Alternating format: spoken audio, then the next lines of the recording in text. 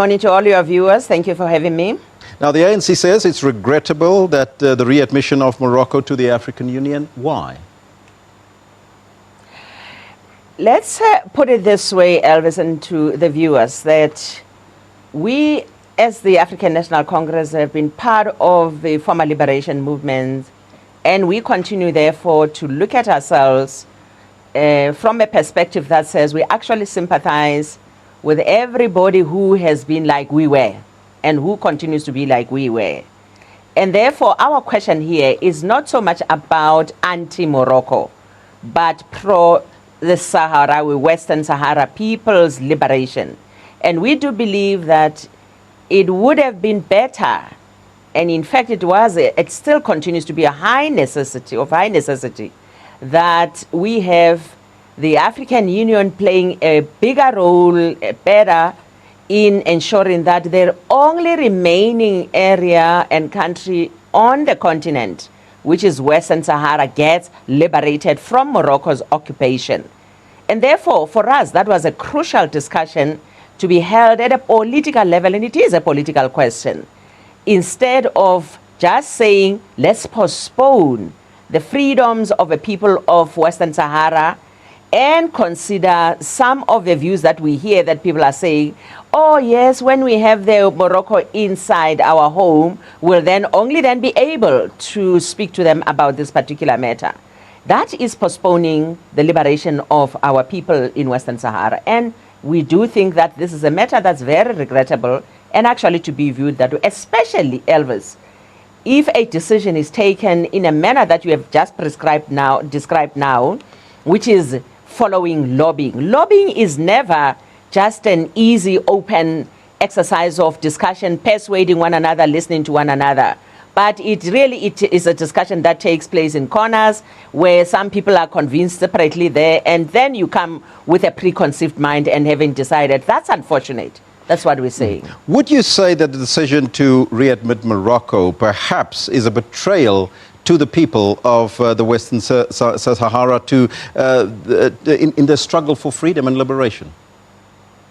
In fact, this is exactly how we view it.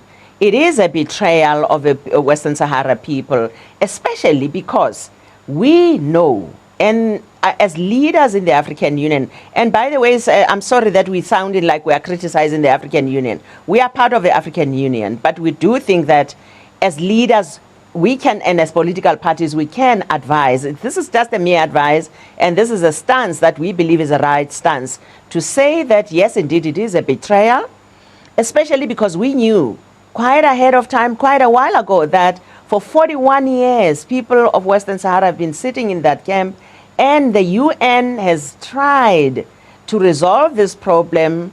The former Secretary General of the UN has been to Western Sahara to try and get the resolution that was taken by the UN to be facilitated and really get through, so that people of Western Sahara can once and for all decide that they are a sovereign nation and they belong to Western Sahara, and they must actually be left like that to manage their own affairs in their own country. So because we know that, and we have known that, we are not focusing on that matter as the African Union, but we rather focus on just a mere readmission and say we'll talk to them when they are inside. It's not satisfactory for us, and I don't think it's really fair, a decision to, or rather a route to follow. Now, 39 out of the 54 countries voted in favor of Morocco's admission. What does it say about the 39 countries, though? Well, this is exactly what I was referring to earlier on. I'm saying, if a decision is taken based on lobbying, yes, lobbying has to happen, but beyond lobbying, when a discussion takes place, by the way, we are also aware and know very well that in the discussion itself, in the plenary of our leaders at the summit of the AU, there was a lengthy debate, robust debate, which we do believe that, in fact, there was a necessity for our leaders to listen to one another and hear beyond what we had when we were lobbied elsewhere, so that we can open up our mind and decide on this matter politically, not just by casting vote, after listening and being convinced differently. Because I'm told that actually we are aware that the debates that are pro the support of Western Sahara were strong too, and they needed to be heeded. And we are not saying, by the way, that Morocco should not have been readmitted, but then probably the first thing to do should have been to look at the statutes themselves. Remember, the founding statutes of the AU, which AU did not have to go against as they did right now. Part of it says that any country has got liberty to be admitted in an organization like the AU.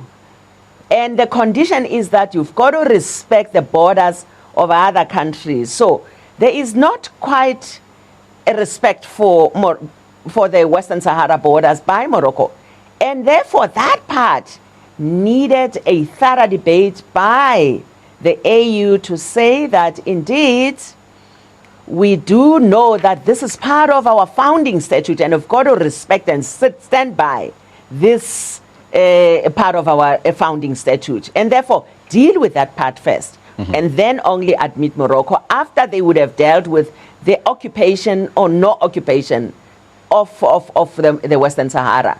So for us, this issue of discussing the founding statute was a priority, and it continues to be a priority even now. Now, President Jacob Zuma described the readmission of Morocco as difficult but necessary. That sentiment, does it speak to what South Africa voted for, and did South Africa vote against the readmission of Morocco? Let me say that what President Zuma said is what I described earlier on when I was saying that we are not anti-Morocco. We are pro the liberation of the people of Western Sahara first. And then the readmission of Morocco can happen, should happen.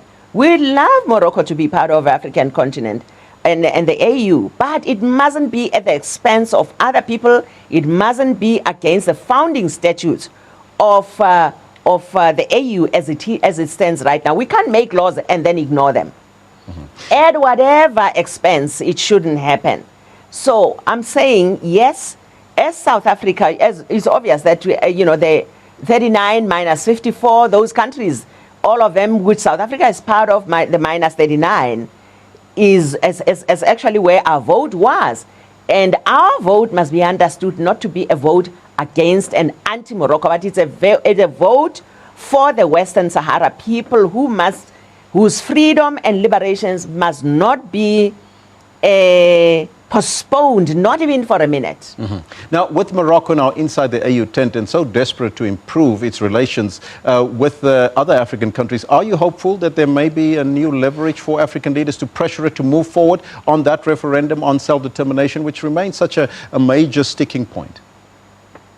Well, we hope so. Indeed, I've personally had a discussion with the leadership of Morocco, some of them in the foreign affairs, in my counterpart, who also was sent to come and speak to me in my capacity as IR chair of the African National Congress and also a part of government of South Africa.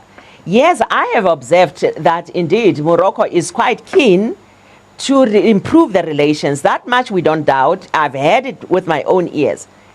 I've also advised them that indeed this question of Western Sahara resolution is necessary. If there's anywhere else where South Africa can play a role, I think we could play that role, but as I say, we are not anti-Morocco. Yes, we do believe that it is necessary to resolve that matter, but it's, as you recall, and as many of us may know, that where we got stuck is where a vote has to happen of a referendum.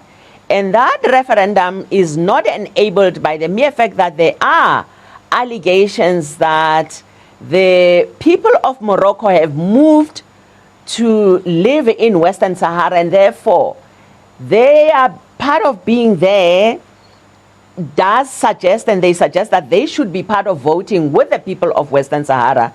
And that is not sitting well with the Western Sahara people. That's a question that has to be resolved at the UN level. And we do believe that this is the only opportunity that the African Union had to really work with Morocco, not anti-Morocco, but with Morocco, to get this question resolved, because we are leaders on the continent. Morocco is, if they want to become part of us, we've got to work with them, and we have to work with them. And this is perhaps what we needed to consider first, that yes, let's work with you to resolve this particular issue of a voting. Who must vote? It certainly has to be the Western Sahara people. It can't be any other person who comes from any other country, whether Morocco or anywhere else. It has to be the Western Sahara people. Chair, I thank you so much for your time and joining us. Thank you very much, Elvis. That was the chairperson of the ANC NEC Subcommittee on International Relations, Edna Molewa.